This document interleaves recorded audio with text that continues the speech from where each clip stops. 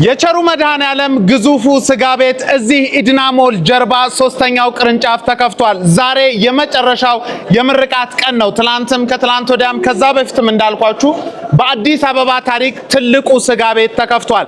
ይህ ስጋ ቤት ባረፈበት ካሬ ሜትር ብቻ አይደለም ትልቅ፣ በቤቱ ግዙፍነትም ብቻ አይደለም፣ በተሳተፉበት ሰዎች ቁጥርም ከፍተኛው ነው። ምናልባት አዲስ አበባ ላይ እስከዛሬ ከተደረጉ የስጋ ቤት ምርቃቶች ይሄኛው የተለየ ነው። በመጡ ሰዎች፣ በተሳተፉ ሰዎች፣ አብረውን በነበሩ በተለያየ ስጋ ቤት ባለቤቶችም የራሳቸውን የጾም መያዣ ስራ ትተው እዚህ መተው ከኛ ጋር እያከበሩ ነበር።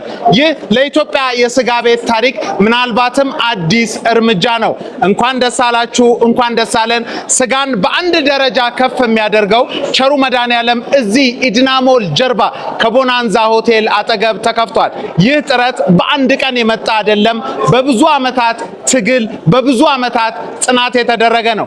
በዚህ ጽናት ላይ ለበረታችሁ ሁሉ እናመሰግናለን። እንኳን ደስ አላችሁ።